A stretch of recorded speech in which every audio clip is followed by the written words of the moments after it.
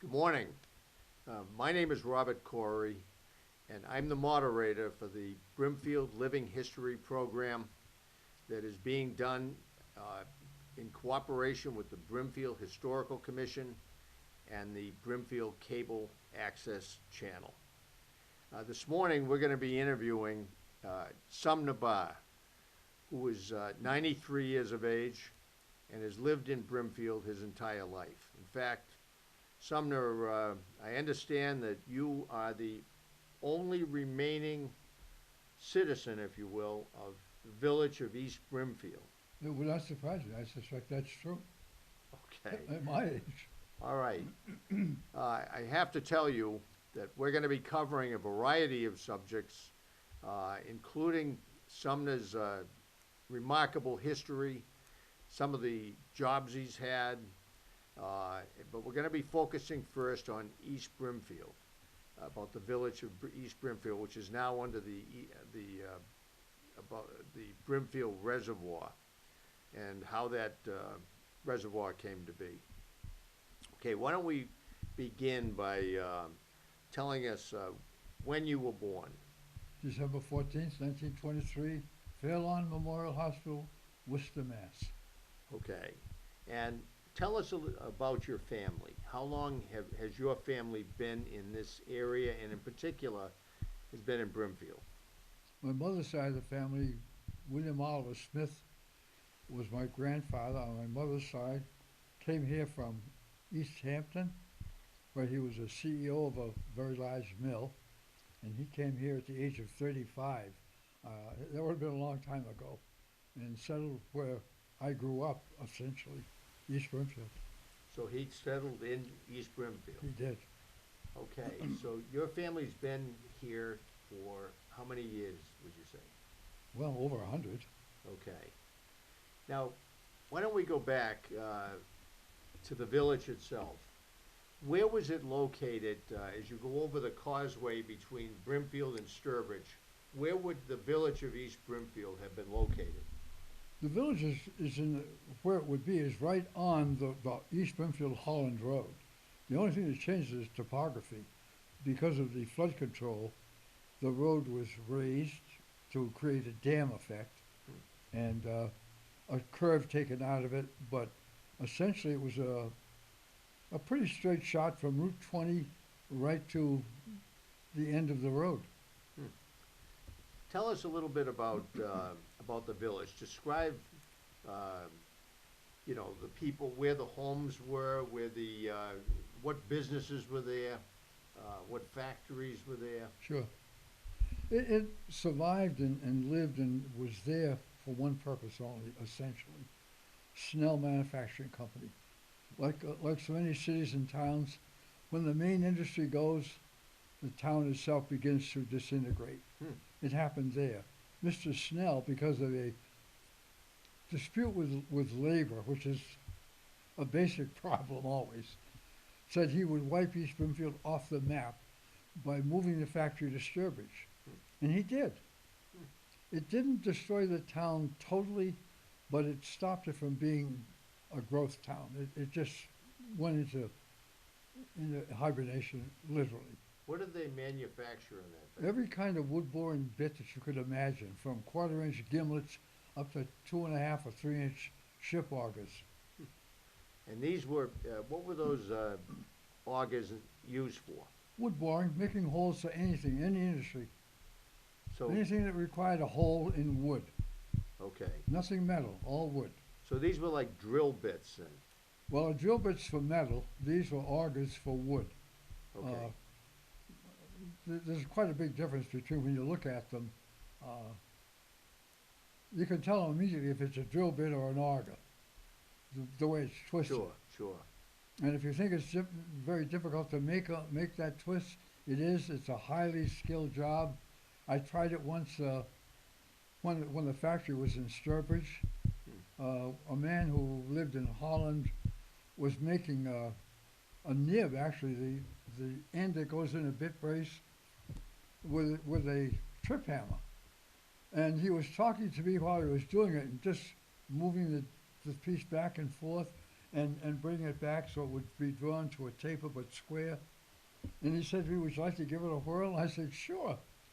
And I tried it and ruined it totally. I discovered then, highly skilled job. Wow. Yeah. Now, uh, were they taking metal stock and creating these augers? They go Or were they actually melting the iron? no, they bought stock, So round they were stock, bringing stock in. and then they would forge it. It would go into a forge, heated by coal, not by Okay. gas or oil. Yeah.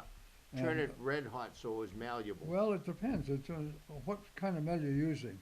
If you're forging something like stainless steel, it has to be yellow. If it gets beyond yellow to red, bright red, once that once you hit it, it will become liquid and come out in a flash, Sure. and that's going to destroy it. Augers, for the most part, would be red, and they were put in a die, which was created by men that worked there. My uncle Harold was a die maker, and you put the piece in, and you keep moving it back and twisting it, and when you come out, you've got this curly piece of metal that actually is going to be a wood-boring bit after a lot more work. It sounds to me like the people making these augers would have to be very skilled. They'd have to be watching the work all the time, and they'd have to recognize the color and the exactly where the metal was on the whole scale, so that they could perform the machining they had to do. Were they using lathes and so forth? There was not much metal turning. It wasn't a machine shop. The machine shop that would be there would be for making tools that they used, Oh yeah. that needed, because almost back then all the old factories had their own machine shop. Now, how many people would have been employed when this thing was at full strength? I would suspect that there would probably have been 75 to 100 people in East Brimfield. Wow. But they came from Holland, Wales, Brimfield, Sturbridge, around, all surrounding towns. Okay. Now, what else was in, besides Snell Manufacturing, that's what it was called? Yeah. What else was in town? Did they have a general store, for example, a post office, General store, a post Schools. office, a grist mill, and a grist mill as well for Yeah. grinding, corn. for corn? Yeah. Oh, yeah. Now, once again, just so I can wrap my mind around this. Sure. The main part of the town, is it now underwater in the reservoir? It is now, yeah. Okay. The road is up above it by probably 12 feet. Right, that's the East Brimfield Yeah. Road. Yeah. And that would be the road that would lead to Holland and also to Howland Lumber. Exactly. Okay, off of Route 20. Yeah. Now, why don't we drop back just for a second? When you were a child, where did you go to school? I started in Worcester at Malvern Road School, but because I was asthmatic, my parents had to leave to get into better air. Moved to Sturbridge, we lived there very briefly, and then in grade 5, I left Sturbridge and a favorite teacher who taught science, and got into the one-room schoolhouse really. And my teacher was Florence Gendro, and I thought she was a pretty nice lady. And she taught grades 1, 2, 3, 4, and 5. And that was quite a chore, I thought, for one woman to do. She was also the janitor and heat manager. She had to keep the furnace going. And we had 2 outside toilets, rather primitive. Things have changed a lot since I was a schoolboy. Did you have a separate entrance for girls and boys? Indeed. You did. Oh, yeah. And as far as the seating in the 1 through 5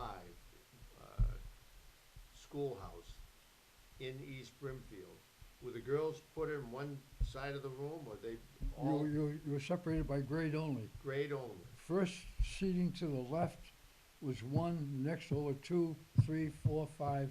It actually was 6 grades, and up to the 6th. But there weren't many students. I mean, she probably didn't have more than 20 at the most. but they're in all those different grades. Oh, yeah. So it was a lot of preparation. Today that would Yeah. not meet union standards. Couldn't do that. Too many preparations. Now, you all had, I would imagine, school books of some sort, huh? And charts. Right. And she would teach on a blackboard with chalk? Okay. Yeah. And what were the fifth graders doing when the first graders were learning the alphabet? Probably reading, because Okay. everybody had to read.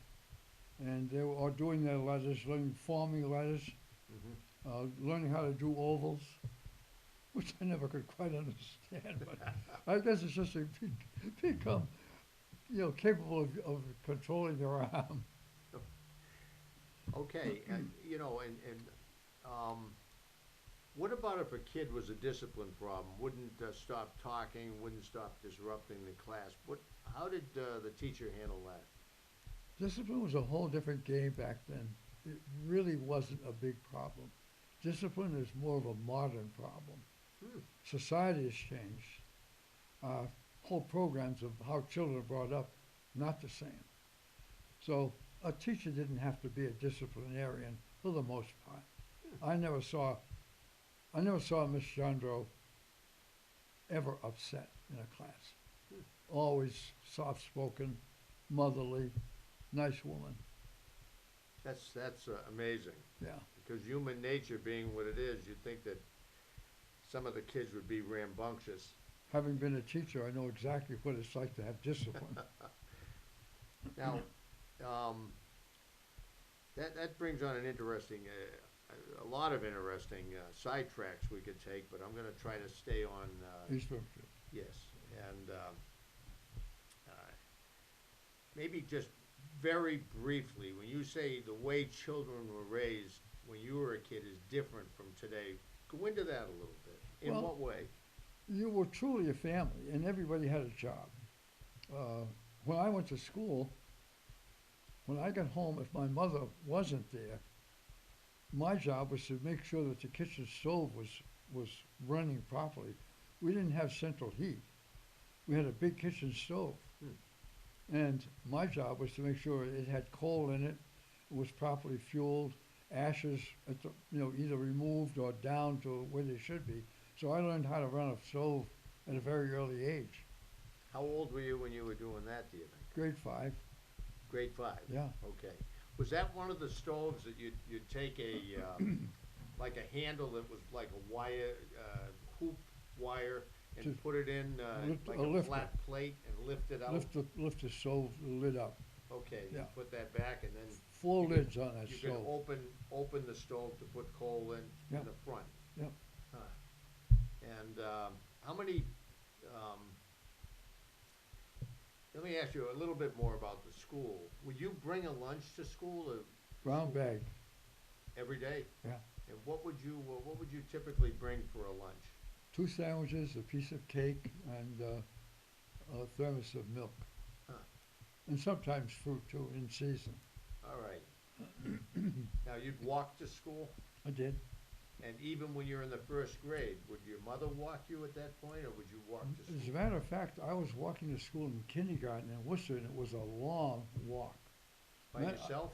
By myself. Well, if there are other kids, you'd walk and pick them up as you went along. Yeah, yeah. But we had a great beat cop in Worcester. His name was Bill Malone. And he was a young guy. And I can remember him taking me by the hand and leading me across a busy street to protect me from traffic and giving me a pat in the back and saying, be a good lad now. I remember him as though it was yesterday. Yeah. I admired him immensely. You know, I remember a story that my father told me years ago. He came from an Irish Catholic family. Yeah. And his father, when there were 13 children in that family.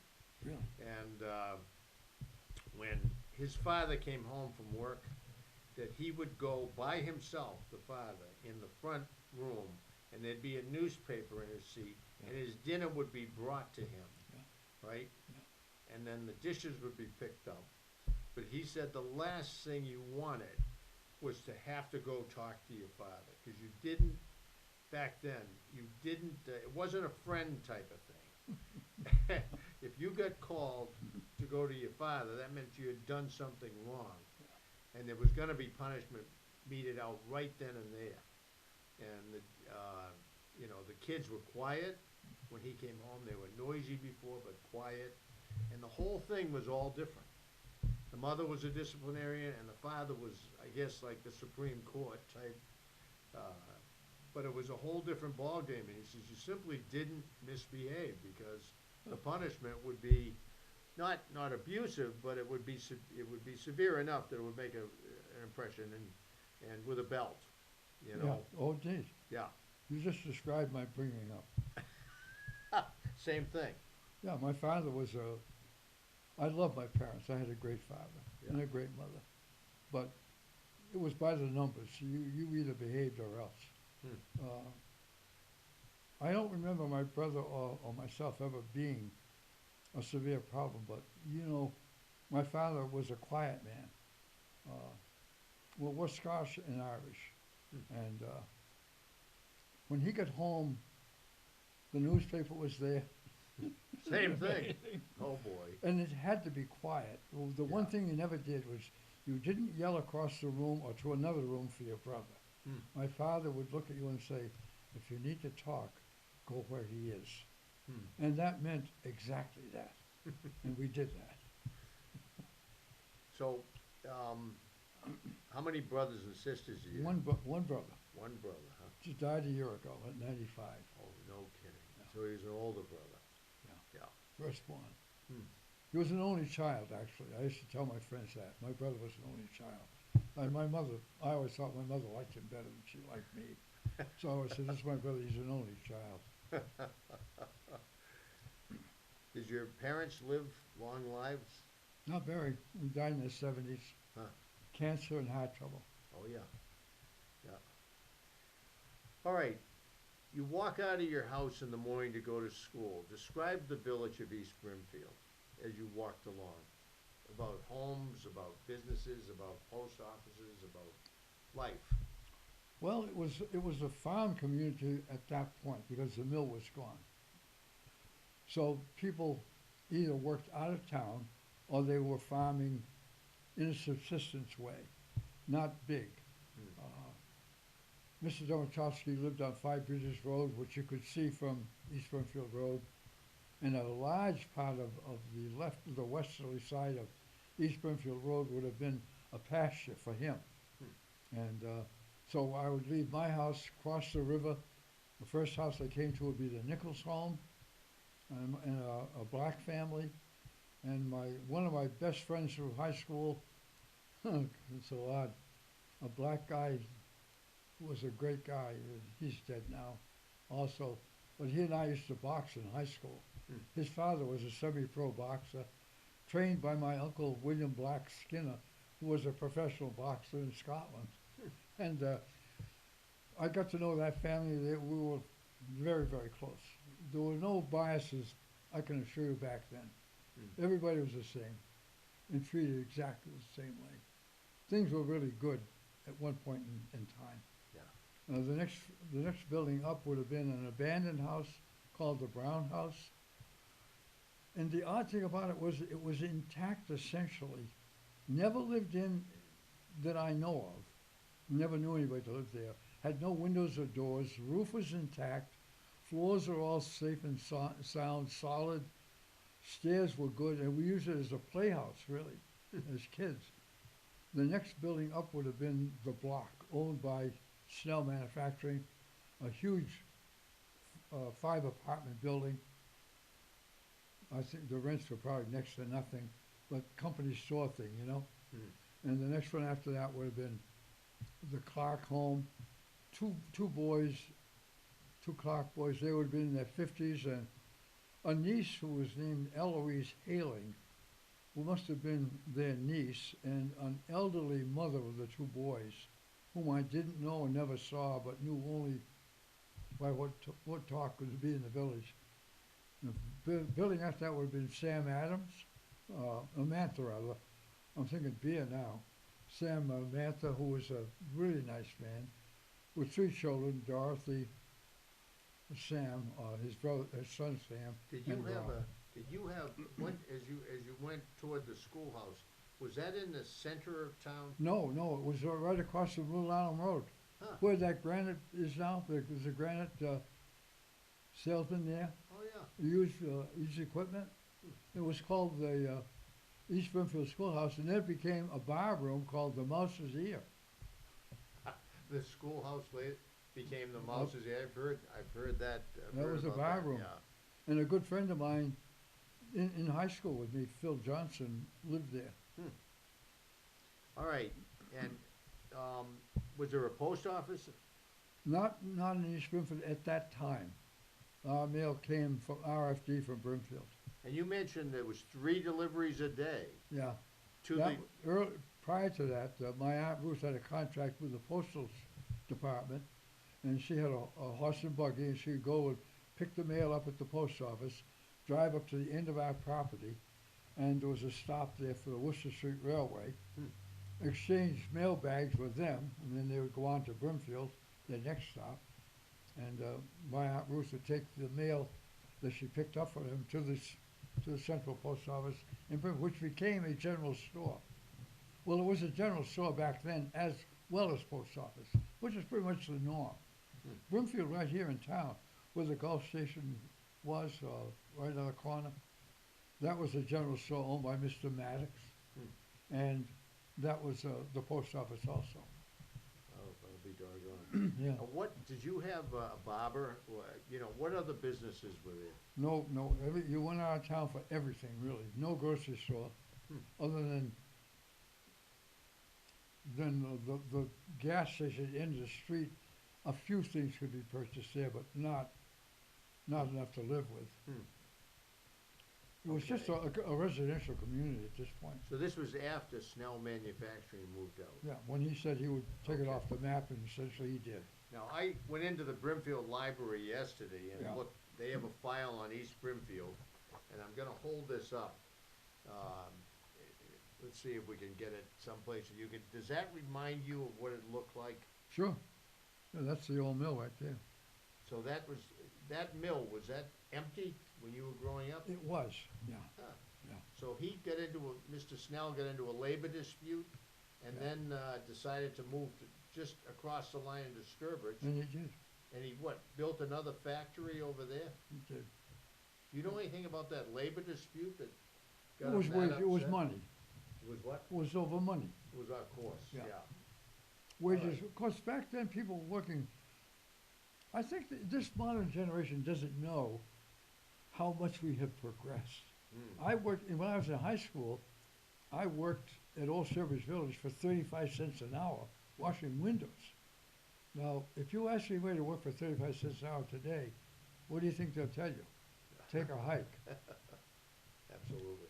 Uh, But this looks, when I look at it, of course, this is a photo negative. yeah, And this is from a glass plate, and the library has quite a collection of these, including a lot from East Brimfield. So that was the village that you Yeah. grew up in. Yeah.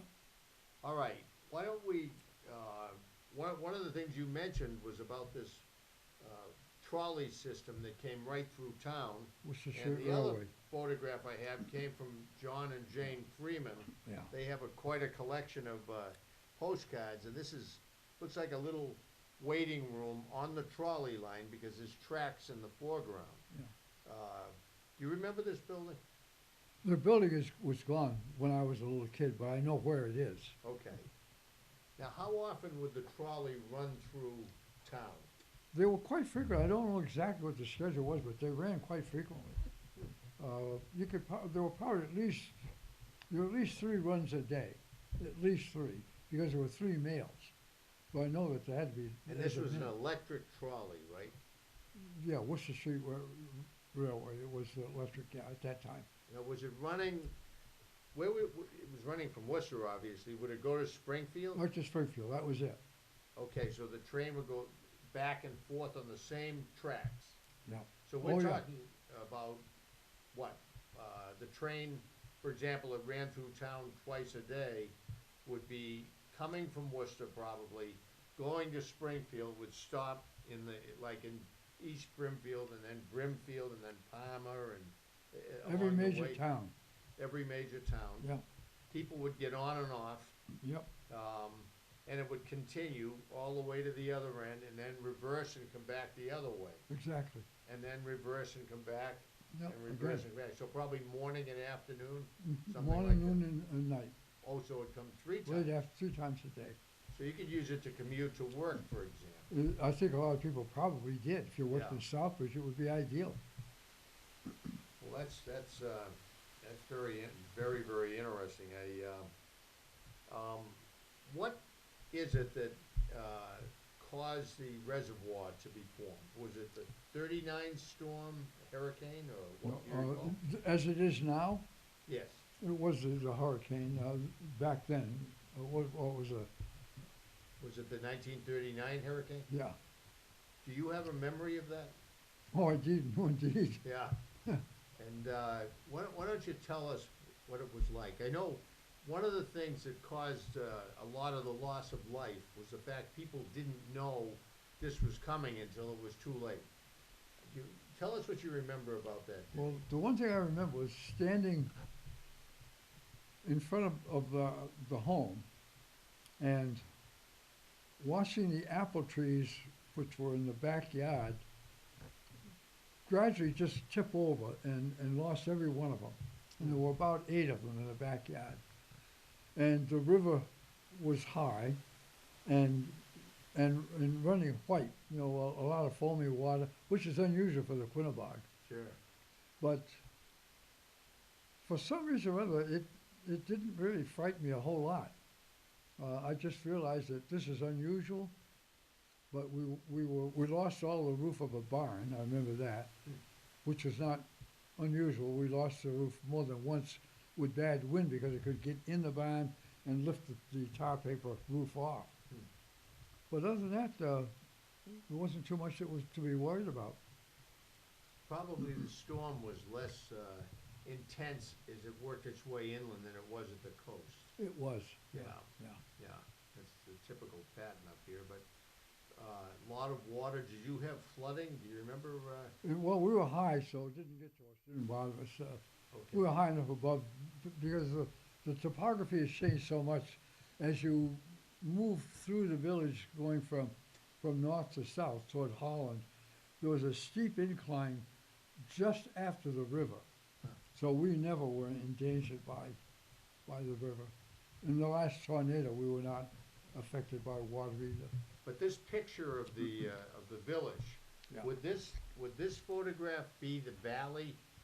Is the river would be probably right near the factory, right? The river, it doesn't show it well here, but that's the engine room and the power plant for the mill.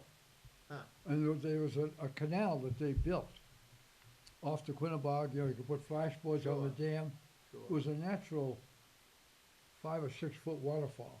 Wow. That we could, if you sat in the front porch of our home, you could look down and hear it roaring. It was a very nice sound. But they put flashboards on low water time, divert the water around it through the canal to a water wheel that supplied power for the factory. All right. What happened down in this part of East Brimfield after that storm? Was this flooded Badly, yeah. badly? Yeah, I How remember. much water do you think was? Well, it came up above the normal height of the river. It would have been up probably 8 feet. Wow. So it came right up over the banks. Yeah, And there was 8. You think there might have been as much as 8 feet of water in this area? could have been, yeah, Hmm. What? And that's in 1939. yeah. Now, what happened as a result of that bad storm? Was did the Army Corps of Engineers come here and? No, What there wasn't much of anything that happened at that point. That happened a little bit later on.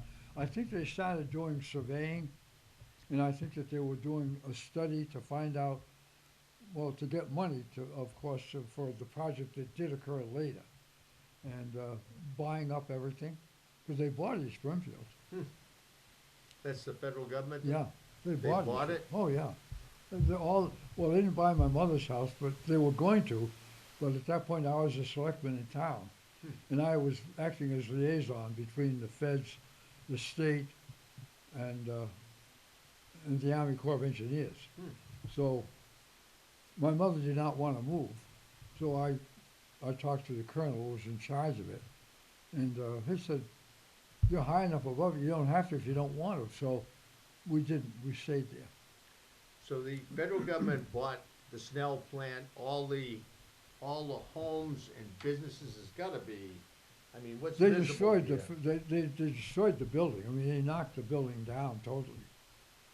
Just like they did at the Quabbin. Yeah, everything was Was there a destroyed. graveyard in town? No graveyard. Okay. Brimfield Cemetery was it. The one that's on Route 19? Yeah, Okay. Now, this, in the foreground, this is the Quinnebog here, Yeah. huh? yeah, That's the Quinnebog River. This is the Snell, the main plant, yeah, and the power plant's in front of it. Yeah. huh? yeah. And the rest of these are what? These are private homes? I can Private see? homes. Okay. All right. Wow. Across from my home was the Lucia home. Arthur Lucia and two boys, Ronald and Richard. Richard went on to Worcester Tech and became a chemical engineer. Hmm. He died in a fire. At the end of my road is a natural rock formation if you're driving north. Okay. And up on top you'll see a building. He had gone into radiator repair business because he contracted polio, worked for himself repairing radiators, and they brought a radiator from the now County Line Hardware, back then owned by Gilman family, brought a radiator up there for repair, a gas tank rather, to be soldered, not a radiator, a gas tank. And why they did it, I don't know. But it had fuel in it, and the lad they brought up dumped it into a drain. Hmm.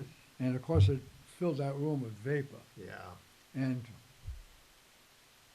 Dick apparently didn't give it a second thought, even as a trained chemist. Somehow he just got lost in a shuffle. And when he lit his torch, it just went up and boom, Boom. and he Yeah. died in that I, fire. unfortunately, And a great I've seen guy. those. A Yeah. great ball player too. Hmm. Great ball player. Now, so the federal government, when they bought all these properties, they knocked them down. Totally. And bulldozed everything, filled in cellar holes. You would never know that anything had been there. Wow. It was that Yeah. drastic. You know, people might have noticed those the concrete bridge abutments Mhm. when you're going, I guess it would be south on East Brimfield Road toward Holland, Yeah. on the left. What were those? Well, that was just to support the track. That was what? That was the Worcester Street Railway track, Hmm. So that's how the trolley would come in. yeah. And further to the east of that was the Grand Trunk Railroad. Right, okay. That, so they removed that bridge as well, but they left the concrete They were abutments. gonna take them out, but I think money always talks, you know, and the cost of demolition was gonna be pretty high. Yeah. At least the bids that came in were high, so they left them there. Hmm. Not the end of the world, they're ugly, but Yeah. after a while, they're just there. Well, then they built a dam, which would be down, Streeter Road. Streeter I Road, believe. yeah. Let me think now, that would actually be in Sturbridge, or It's Fiskdale. it's in Sherp- it's in Fishdale, actually. Fiskdale, Yeah. right, It's right on the, it's just over the line between Sturbridge and Broomfield. yeah. They built a dam, and essentially the water that we see right now running, from that dam, all the way north into, well, it'd be, I think that's. In the you know, Southbridge, Yeah, that's all from, the Quinnebog River. Quinnebog River, huh?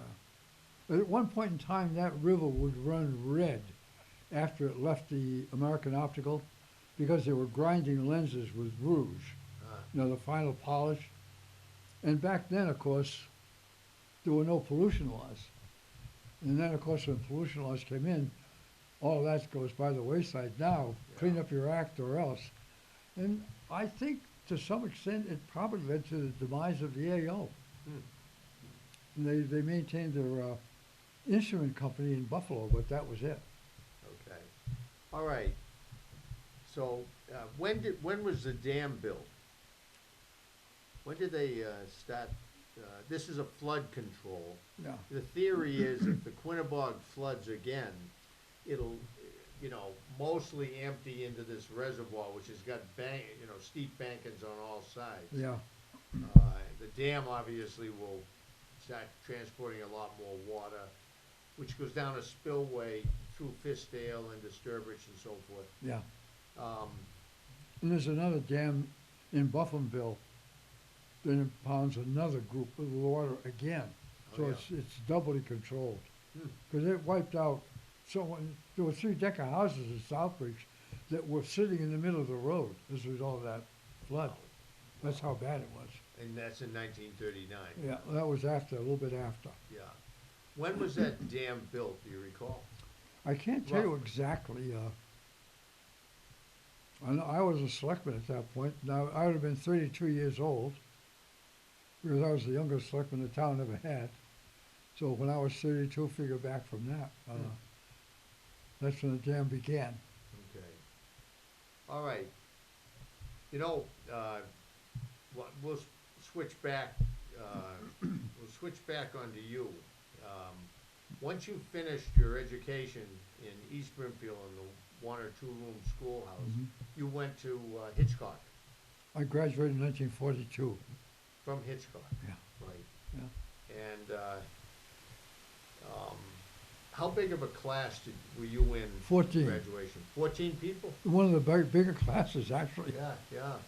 I remember Harold Ladd was the headmaster there, and he and I got along okay, but I think I might have somewhat been a pain in the neck for him because he said to me one day in economics class, looking down over his glasses, he was on a raised podium, he looked down at me and he said, "Barr, you'll always have more trouble getting your hat over your horns than your coat over your wings." I never forgot it. You ended up going in the Army, I did, 1943, yeah. 1943, so you I were trained actually for the Navy, but they wouldn't take me because I wore glasses. Oh, But yeah. all through high school, I was taking extra courses like typewriting, shorthand, bookkeeping, ethics, thinking I'm a shoo-in to be a yeoman in the Navy. And they shot me down, but I was 1A in the Army. Sometimes logic just gets lost. Yeah, yeah. I had some experience with that myself. Did you? Yeah, I was in for 4.5 years, so, in the Army. Vietnam, the whole thing. Oh, yeah. Did you get deployed overseas? No, I stayed this country. Where were you? Which? I was in Camp Shanks, which is a port of embarkation, Oh, yeah. upstate New York. Huh. I remember it was a busy camp, a huge camp, but I remember seeing guys that were getting ready to go, and it was a machine gun post. You know, we all had Thompson submachine guns, and I can remember one lad going by me, looking at the gun, and he said, "I could use that more than you need it." I never forgot that either. So when you get out, did you get married? No, not right away. No, I went to school. I studied to be an embalmer. I went to embalming school in New York City. Now, wait a minute. Embalming or barber? Embalming. So you were gonna be a funeral director? I was. I went to the American Academy of Embalming and Mortuary Research, Huh. Manhattan, New York. I met some nice people there. It was an experience I wouldn't give up for anything. It was great. Yeah. Although I didn't like living in New York. A country boy in New York is an odd mix. Yeah, No yeah, way about that. yeah. Now, did you come back to Brimfield at some point? I came back as soon as I graduated, tried to get a job. Everybody and his brother, I think, was going to be an embalmer, a funeral director. Yeah, yeah. Could not get a job. Huh. The best offer I got was from Kingsley's Funeral Home in Spencer, and he offered me $27 a week for being on call 24 hours a day, 7 days a week, Oh, boy. shoveling the sidewalks, washing the hearse, arranging chairs, and flowers. I thought I was a janitor, really. And when he got done telling me all these good things that they would do for me, I said, no thanks. And I bought a bulldozer and went into business myself. So you became like an excavator? I did, yeah. You bought with your own bulldozer, huh? That was the beginning. Okay, and then what happened with that business? I kept it. I became that and an electrical contractor for all my life, virtually. I put myself through, well, I only went to, after the Army, I went to college. That was 2 years. And I needed 2 more to be degreed. So I put myself through college. The next, I went 3 years, so I studied to get an advanced degree. And I became an electrician at that point. So I could work my own hours. Were you a licensed electrician by Massachusetts? I had both. I had a German and a master's license. You do? And I was the first electrical inspector for the town of Brimfield. The first one. Well, 14 years I did that. Now, you've had a number of positions for Brimfield. We were talking before the interview. You were a selectman at one point, and you were Finance also committee. chief of police. Chief of police, fire chief. And the fire chief only too? 1 year. I told them, Yep. they asked me if I'd be fire chief, and I said, only for 1 year. And by that time, somebody else got to do it because I don't want to be fire chief. It was not to my liking. Yeah. And I have no idea who took it over. But I instituted some changes. I'm a hard line in a lot of ways because I said, when I'm chief, nobody gets a free lunch. You go to the fire truck before you go to a fire, brush fires, house or whatever. And whoever's on the truck in charge will sign you in. No sign in, no pay afterwards. And that irritated a lot of people, but that's the way I am. I represent the town, not friends. Yeah. And I irritate people a lot that way. Well, we have a little story about how we met and, kind of a law enforcement. Yeah. A rather serious crime had been committed. Yeah. You had a series of very serious events on East Brimfield Road, as it turns out. Mhm. You lived there, I knew the scene. right up the street Oh, from your yeah. house. There was a beautiful barn set on fire. A very Sherman large Barr one. was property. Yep. A And, good friend of mine. burned to the ground. Yeah. Uh, Old barn too.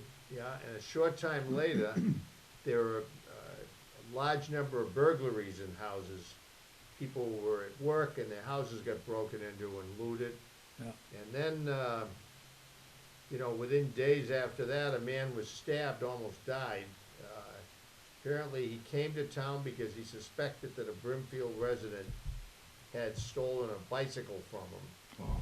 And they ended up, 3 of them from Springfield, ganging up on this guy. And the Brimfield resident had a knife, and he stabbed one of them. Barely got him to the hospital in time. But anyway, this investigation was involved, a couple of weeks' work every day, and we finally got indictments on. We got the perpetrator for all the burglaries, the barn fire. Yeah. It was like a big day in the grand jury. Yeah. I You can tell helped you out a great deal with that. a funny story about that. The parallel is that I was a casket salesman at one point.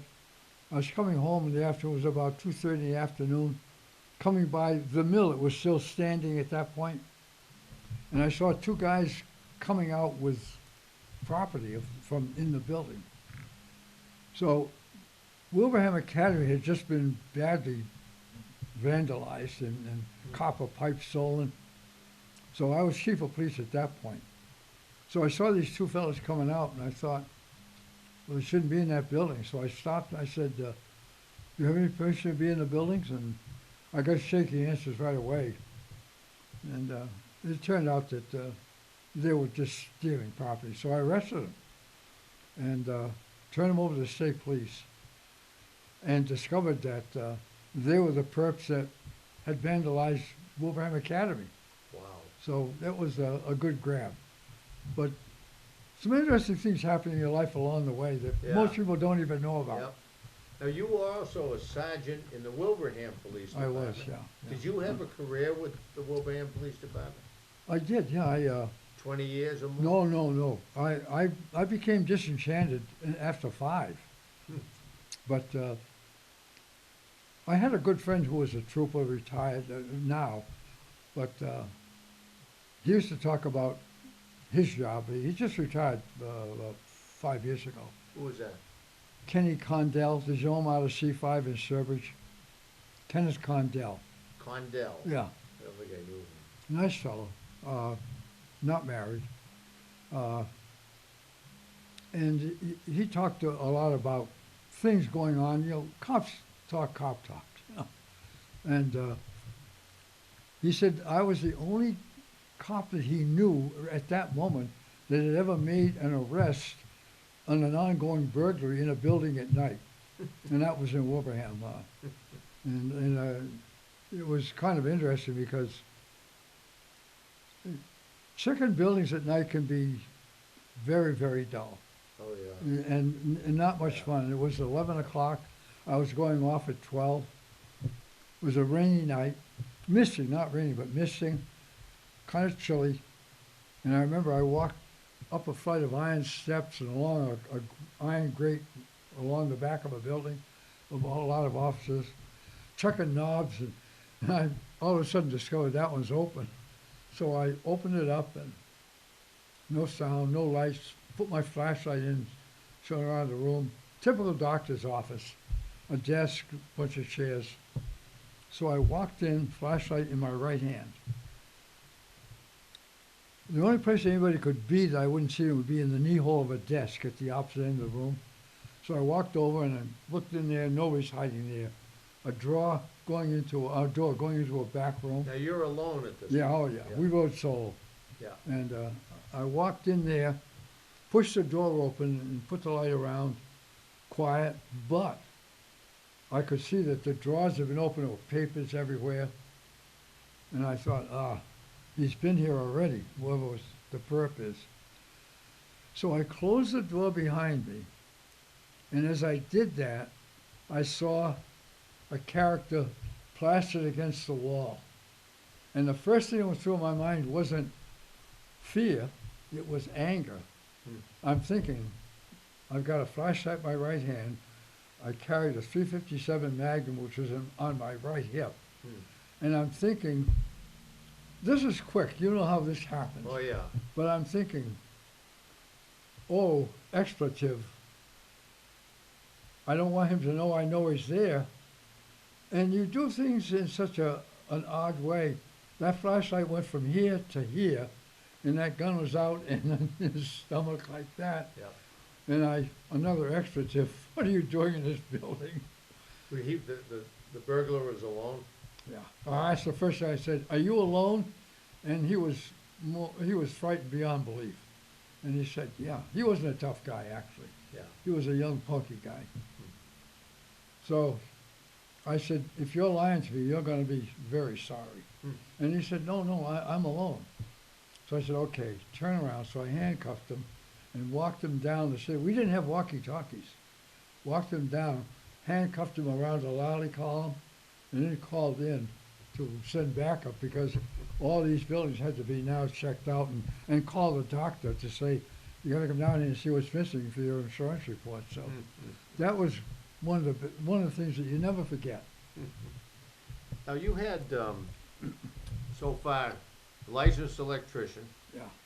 You worked, you had a contractor business with a bulldozer. 2 of them, dirt work and electrical, Okay. Barr Electric, You were a sergeant in the Wilbraham Police Department. right, You were the town chief of police here, and fire chief. and fire chief. Served And on the what fire other chief. jobs did you have? Oh, I worked for the Division of Employment Security in several offices in the Commonwealth, and got sick of a desk job. I left that job and took a one-day job during my summer vacation from that, operating a D8 when they were building the Mass Turnpike. So I worked one day, One day. yep, and it was a funny thing. I had a rake on the front of that machine, and it was a cable blade machine. And you run into some pretty bad spots with a cable blade machine. You can't jack yourself up out of the mud because cables, it goes this way, but not this way. So I found a bad spot, and I thrashed around until I could get out to better ground and finished my day and went back to my pickup truck. And it was a master mechanic who was a known alcoholic, not a really nice guy. And I was just getting my pickup, and he said, "Did you have any trouble today? Did you get stuck?" And I thought nobody pulled me out, so rationally I said, "No, I didn't get stuck. I got out on my own."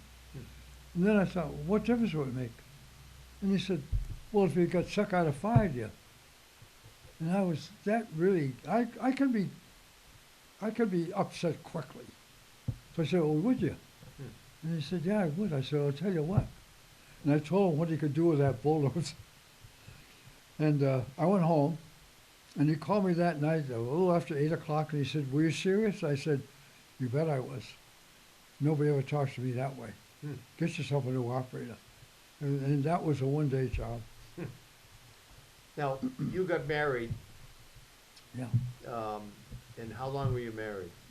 68 years. 16? 68. 68 years. Yeah. Wow. Married 5 years and had a son, and married 5 after that. Had a daughter who lives in Seattle. Okay. We have 10 minutes. Okay. Okay. So you have a son and a daughter. Your daughter's living in Seattle? She's a nurse, Okay. Bachelor of Science RN. I have 2 of those. Have you? Yeah, 2 RNs. Yeah. On my kids. Now, what, and your son, where is he? He lives in Agawam. He works for himself. Oh, yeah.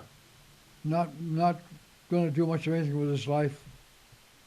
I have, in essence, in my own mind, I guess I have one child. Sounds severe, but that's where I am. I'm a hardliner. Yeah, yeah. I call him as I see him. Yep. So you, I gotta tell the people that, I think they'll find this interesting. When I walked up to the town hall this morning, you're sitting in a 50th anniversary Corvette, with a beautiful, beautiful automobile. It looks like it's brand new, and it's a rag top. Yeah. Standard shift, 6 speeds, 6 right? speeds, yeah. Yeah. And you're 93. Yeah. I love it. I didn't realize I'm 93 though. I keep thinking I'm 50. Yeah. You know, I'll tell you afterwards what someone said about you yesterday. It People could are- be either good or bad People are because pretty impressed with you. I know you. divide people Yeah, seriously. yeah. Well, There's all not right. much gray area. I'm either liked or disliked. There's not much gray. Yeah. Well, I like you, I'll tell you. Oh, I'm glad to hear that, Bob.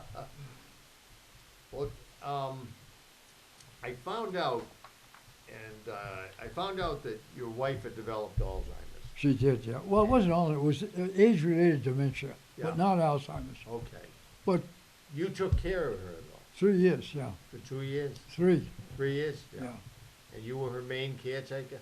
It was it, yeah. Yeah. Well, I hired 3 women to bathe and clothe her, and I did all the cooking and fed her, but 3 women took care of her personally. Yeah, yeah. It's a good, you're a good man. That's very difficult. It was odd because she had dementia. The one was doing her hair, and I was sitting there, and she looked over and she said, "Who's that jerk over there?" I thought that was very funny. You weren't Oh. much of a hairdresser, I guess. No, I'm not a hairdresser. No, I Neither don't do am that. I couldn't do that. I can comb my own hair, and that's about it. Well, let's see, if, what's your impression about Brimfield? It's changed. The first thing I think about is it's not the town I grew up in. You know, when I was a young lad, I knew everybody in town. I delivered the mail here also. As a temporary carrier, I worked filling in for John Sherman, the RFD route. It was so different then, it seemed. I think it's gotten bigger, at least there's a Oh, lot it's more much, homes. much bigger. Yeah, yeah, Fewer farms. I knew a lot of farmers. I knew my good friend in high school was Tom Haley. And I spent a lot of weekends at his house on a working farm. Hmm. And knowing what it's like to be a real farmer. I grew up on a subsistence farm, but they had cows, and I remember getting up early in the morning to milk cows and clean gutters and then go hunting. Uh, it's just not the same town. Everything goes through transition. You know, you run into everything different. Sure.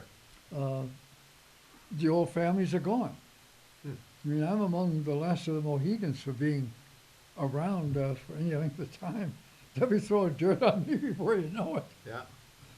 Well, you certainly have lived a remarkable life. And I It's think, been an interesting life. I never was. I never kept a job if I was bored, yeah, or didn't respect my bosses. I quick to leave. you know, I might have been criticized for that, but somebody once said you never could hold a job. I only was fired once in my life, and was rehired if I wanted. But I don't do that well either. You know, if you fire me, I'm done. oh, I'm telling you. Well, you know something, in a way, life is short, It is. even at 93 years, and why feel terrible about going into work if you're working for an idiot and, you know, something else is just not right for you, or if you're in the wrong profession, you know? My father had a great work ethic, and his attitude was, the day that you wake up and don't want to go to your job, don't cry about it. Make a change because nobody else is going to care. That's right. So if you don't like it, prepare for something better. I think that's a very good way to look at things. He was a hardliner too. Yeah. Yeah. So you inherited that from him. I think I inherited a lot of things from my dad. Yeah. Yeah. Well, you know something, this has been very, very interesting. And once again, I didn't even, I knew that there was a village at East Brimfield. I Yeah. did not know how big it was. I didn't know anything about the Snell plant. I bet most people in town don't. Probably not. And then the trajectory of your life has been fascinating. You've been a soldier, a police officer, a police chief, you know, heavy Cleric, equipment operator, salesman. electrician for years and years. You had a family. You've had a full life. Now I you're have. on a Corvette. It's great. Well, Enjoying listen, that part. thank you very much. Great to see you, Bob. Always good to talk with you. All right.